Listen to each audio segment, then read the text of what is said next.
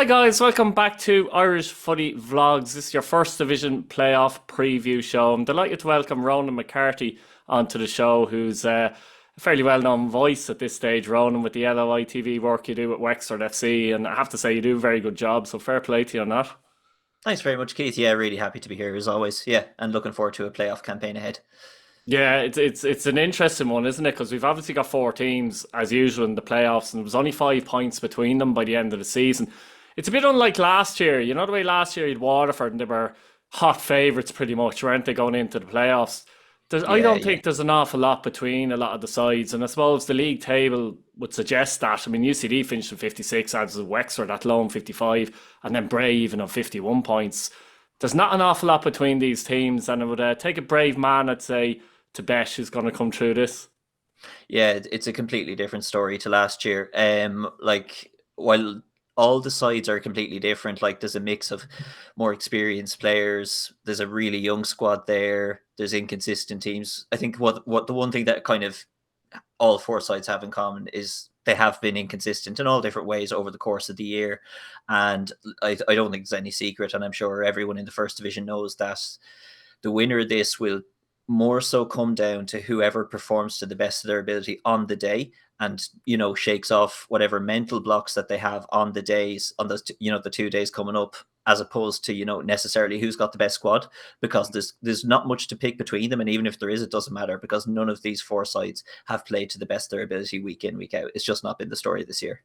Yeah, I suppose the other side of it as well, it's not a huge surprise, maybe actually one or two from the start of the season might have been a little bit surprised that Athlone are in there, perhaps.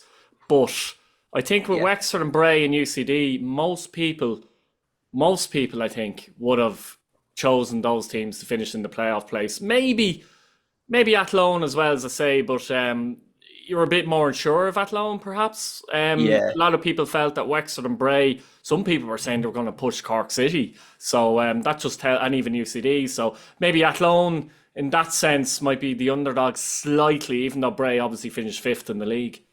I think that's pretty fair. Yeah, like I remember distinctly the first week of the season we played Athlone away that day, and coming down and of course chatting to Anthony Quinn, as of course you do, to talk about the squad coming up. Like they had kept some of last year's squad together. They had obviously lost France Pierrot, still had Herman Fuentes, still had Nolan Van Gainen, Yeah. still had Jamar Campion Hines, but they weren't tipped at all really. But obviously they performed very well even early on in the year. I think they took an early lead in the table, if I I remember think correctly. they They did as bet well. us. They did the same last Yeah, year, so people were kind and of looking at them going, we'll see what happens here, and they yeah, tailed off big time last year. they hopped off us 3-0 that first day as well. And the other thing I'd say for Athlone is, of any of the teams, with the exception of Cork, they strengthened by far the most in the summer break, signing Leo Gaxa and signing Kyle Robinson. Now that be so, I would say, actually on reflection on their squad, they probably have one of the strongest, if not the strongest squad in the playoff mix.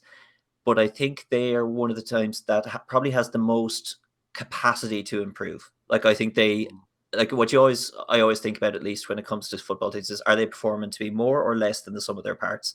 And I think Athlone probably have the most scope to improve on that front, because they have had some real off weeks lately, but I think they have a huge amount of talent in that squad that we aren't really seeing show itself week in, week out. Like Dean Ebe has been exceptional. Yeah. I'm surprised Leo Gaxa hasn't, kind of commanded his place in the squad more. Peter McGregor is excellent, and we're, I think, in the last 2 or 3 weeks really seeing Kyle Robinson start to hit the goals. But again, it'll come down to Thursday and Monday. Is this team going to absolutely perform, or if they don't, then yeah, they're going to have a really difficult game in their hands against Bray. Yeah, Oh, sorry, obviously against Bray, against against Wexford. yourselves, against Wexford, of course. But yeah, exactly. We'll start off actually in Bray, the Carlisle grounds. Maybe a sense Yes. that was coming. Bray Wanderers take on UCD, and it almost feels. I know it's Wicklow and Dublin, but they're very close to each other, extremely close, as you know, and feels like a bit of a derby as such. But Yeah.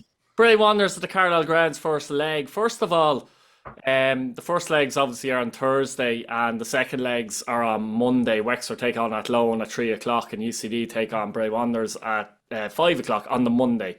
So, do you think, though, we'll talk about Bray and UCD first here, but do you think that being at home is an advantage, disadvantage in the first leg? How are you seeing that overall? I think it's really, really interesting in this particular game between Bray and UCD. UCD, you'd pick out like they have such an incredibly young squad. It's kind of ridiculous. Like Wexford's is fairly young, like we have a few 18, 17-year-olds in there. But UCD, like they have two players, I think, who are age 22. The rest are all younger than that, with the exception of Ronan I Finn, think Ronan who Finn is older than the whole squad combined. yeah, it probably is. No offense to Ronan. But yeah, no, and where that is gonna, I think, potentially, have an impact is like that is one of the harder grounds to go to of the teams in the playoffs, because I think, in fairness, the crowds in the Carlisle have really improved a lot. There's a lot riding on this game as well. So kind of going there, they could be in for a little bit of a shock, because they won't be hugely experienced with performing in front of potentially a really hot crowd like that. So it could be a difficult game for some of the younger lads. Yeah, I find with UCD though, it almost doesn't matter who they play. They go in as underdogs in nearly every situation they're in because they've such a young squad, and every year, as you say there, and even though they finish second in the league, they'll play in their heads. They play it as if they're underdogs. You know what I mean? There's always a sense there, but you're right there. Like they do have a very young squad, but you do have the experience, don't you, of Ronan Finn, who could be a very telling factor in the likes of this tie. Like Yeah, you know. it's if he's involved, Keith. Like he Yeah. played, like his last senior game was his 500th of the League of Ireland, and I think he played with the under 20s once since then. So yeah, I would feel more assured if he was playing week in, week out. He's obviously had injury struggles as well, but his involvement week in, week out, we just don't know at the moment. Yeah, that's It would true. be In great the to have him. They dressing room, might, it could be very important all the same, though, as well, couldn't he? I yeah. think, yeah. Yeah, I think it would be his experience will be extremely valuable and kind of needed, because other than that, then there's not a huge amount of experience there, and it really would come in handy against Bray, I think, because they do have experienced players who will be backed by a very loud crowd, you'd imagine.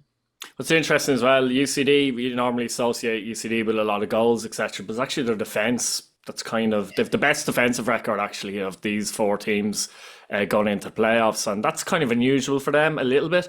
But that's where they're at in that sense. I suppose Bray Wanderers as well. It's hard to judge Bray in a way because they kind of they made a bit of a late-ish play, didn't they?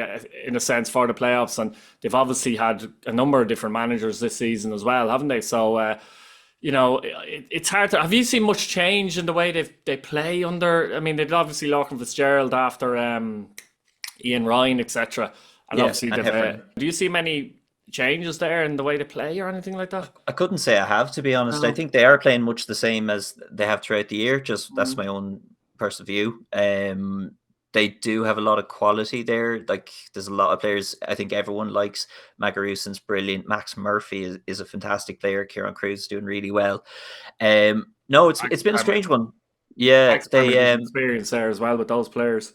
exactly. No, I couldn't myself put my finger on what's changed when they brought in Lorcan. That's when results really started to improve. Or well, brought in Lorcan when Lorcan was the head coach, and along with Paul Heffernan, who's there now. I couldn't really say exactly what the difference is, but yeah, no. In fairness, like we all saw, their fans were looking for a lot of signings in the summer. They didn't really make any, but the results improved all the same. So I think it's a testament to. In fairness, I think Heffernan must be doing a really good job, because he's getting a lot out of that same squad, and they clearly, I think, deserve to be in the playoffs. And I think they could make life very difficult for UCD as well. I could see them going very far. Yeah. I'm going to ask you for a prediction on this one. I suppose on the game itself at the Carlisle grounds, how do you see that first of all, and who would you fancy over the course of two legs? Yeah, I really would think that it is nearly an advantage to Bray having the home leg first. I think they could really give a bit of a shock to the system, to the young side. So I'll actually tip Bray. Could be 1-0 maybe. I don't think there'll be much in it now, because in fairness, their defense is probably the most organized of any I've seen all year. I presume was it Cathal McCarthy? I presume his suspension is over with. He got that against. Yeah, it definitely would be the one he got against Wexford. So no, I'll just say 1-0 maybe for Bray. Do you want me to do second leg as well? Yeah, yeah, go. Yeah, back at the UCD Bowl. Then I think the young side will be a lot more comfortable. There's not as much of an impression the crowd will make. Mm. Could be 1-1 there, maybe. So I'd nearly fancy Bray to go through. Yeah, it's going to be tight. I'm going to go the other way, but I'm the same thinking. I think UCD will go. If one of us are going to be right, that's the good thing about this. Uh, I think UCD might go and get a 0-0 draw. The Carlisle, as boring as that sounds, I might beat them 1-0 at home. So I'll tip UCD just about to go through. But again, if Bray go through, I'm not going to be shocked, that kind of way by any means. So it's very intriguing. And as is the game in Athlone, when Athlone take on Wexford FC. And these two teams, first of all, I'll talk a bit about Wexford because I seen them a couple of weeks ago in the FAI Cup semi-final, and I tell you, they gave Drogheda United one hell of a scare in that game.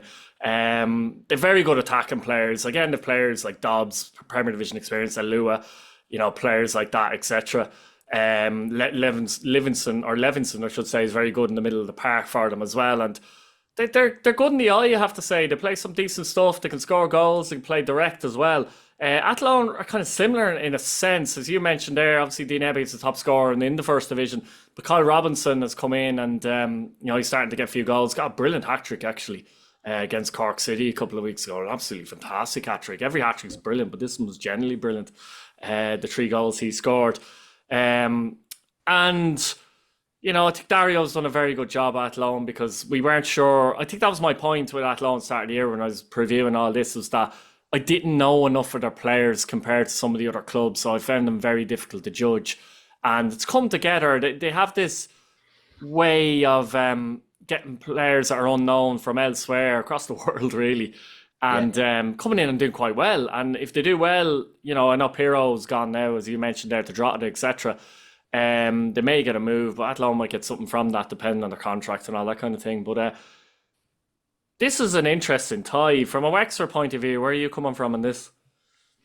Yeah, I mean, like, for a Wexford fan in the second half of the season, there's not much reason to be worried in a way. Like, the results just came in such a force, like, in the second half of the year. Like similar to Athlone, Wexford strengthened hugely in the mid-season break. I think that's something James Keddy really has a bit of a magic wand with. He knows how to pick out really high quality loan signings. It's the kind of players that you wouldn't get at the start of the year. Like, could you have gotten Lewis Temple away from Shells at the start of the year? No, you probably couldn't, because Damien Duff wouldn't have known necessarily what his plans were for the year. But he picks out the best possible players available in the summer. Divine Ismala as well. Unbelievable signings. And that's what's transformed Wexford, really, is the quality of those 2 defensive players coming in, because there was never a doubt over Dobbs, Rowe and Alua. Mikey Rowe, of course, the top scorer, isn't he, as well, with 12 goals this season? Not right, exactly, yeah. So look, that's where Wexford has strengthened a lot as well, and the results have really come. There's been what, 2 defeats, I think, in the last few, like, excluding the draw, the one there was the 3-0 against Longford and then the 6-0 against Cork. And to be honest with you, those last game of the season games, I think they all lost, didn't they? The top 4, at least 3 of the top 4 lost anyway. So, or when I say the top 4, UCD got a late draw to put us back into 3rd, was the only one. That was the only one. When I say the top 4, Kerry, of course, bet Athlone. Exactly. So, yeah, exactly. I wouldn't mind that the last day. I mean, I don't think teams were thinking who they could be playing or not playing, to be honest with you, because it's so tight, that kind of way. Yeah. So, look, there's still. It'll still come down to who performs. The inconsistency has plagued every one of the sides. If Wexford perform to the best of their ability, then they probably have the edge over Athlone. But I think the Longford one was a curious one. I think fatigue can weigh heavily on Wexford, because I think they can be a very physical side as well. They depend a lot on Dobbs and Alua making a lot of runs. Mikey Rowe's been out through injury lately, so we'll wait to see his fitness for the playoff game. It could be an important one to see if he's included. He was completely rested against Cork, obviously, so you'd hope so, but we'll only find out on Thursday. So look, I think as with any of these sides, it'll come down to who can perform to the best of their ability, because there just isn't a clear level that all of the 4 sides are reaching. The only thing is I would say about this compared to the other tie, in my head anyway, I'd be surprised if there weren't a lot of goals between the 2 legs. I mean, Wexford are the top scorers in the league. Sorry, second top scorers after Cork beat them 6-0. Oh, 6-0, yeah. You know what I mean, on the last day of the season. But, they were, for most of the season, they were top scorers in the league, scored a lot of goals, probably conceded a lot as well, to be fair. They've conceded 56, again, 6 of them were against Cork. I won't mention that again, I promise. There's a free-flowing feel at Wexford, like, there is, like, and as I said, when I watched them particularly live, like, in the game against Drogheda, they did give Drogheda a scare, and they seem to have a lot of belief in the team, and gone forward very good. Maybe a little bit, few weaknesses at the back, but I would say Athlone are similar in that sense. So, you know what I mean? Like, Athlone have conceded 49 goals, but maybe if they're playing Cork in the last day of the season, it could have been a similar result. Like, you know what I mean? Yeah. So there's not much between them either, but my fancy is, I'll go first with this one, I suppose, with a prediction. I think it's hard to predict, the games individually as such, but I do sense that Wexford will actually get through this over 2 legs. There won't be much in it. I feel Athlone have to win it at home. If Athlone don't win at home, I think they'll find it very difficult to go down to Ferrycarrig, and if they have to win down there, I think it's going to be very difficult for them. Again, wouldn't be surprised if they got through. Wouldn't be surprised if they got through at all. But I think Wexford actually might win the game in Athlone 2-1. And the second leg, something like 2-2 at Ferrycarrig. What are your thoughts? Yeah, no, I'm on a similar Pagan. And the other thing is, I think Wexford generally are quite comfortable on an all-weather. So I don't think that'll be necessarily a factor. They have a pretty good record up in Athlone Town Stadium in particular. I think Thomas Alua is in. I think he's a ridiculously hard working player at the moment for Wexford. Like, he really, really puts his shoulder to the wheel to pitch in defence, win a lot of ball. He's somebody who I've never, of any player that we've had in the last 2 or 3 years, he's developed by far the most. He's such an astonishingly good player now. He always had this raw talent, I felt, and you've seen him at a number of clubs, and you always saw him, looked at him and went, there's something there, but it's not quite happening yet. That type of player. That's why he was at Shamrock Rovers and Bows. Like, he wasn't there for no reason. Yeah. But I think it's only now really James Kennedy's done an astonishingly good job with a really, really talented guy. So I actually fancy Alua to score twice. So I was actually going to go for 2-1 as well in Athlone Town. And I think coming back to Wexford, if they can get that win first time, the confidence will be so high. And when Wexford play with confidence, I think they do really well. So I'm going to go for actually 2-1 there over the second leg as well. So 4-2. Interesting stuff. You're going for Wexford, and Bray Wanderers in the final, which feels like a bit of a derby often as well. A bit of I don't know why, but it always feels a derby. And I'm going for UCD and Wexford. So it'll be interesting to see what happens. Ron, thanks for coming on. That was brilliant. So fair play to you. And guys at home, let us know what you think in the comments. Throw us in a few predictions and subscribe to the channel. Cheers, Ronan.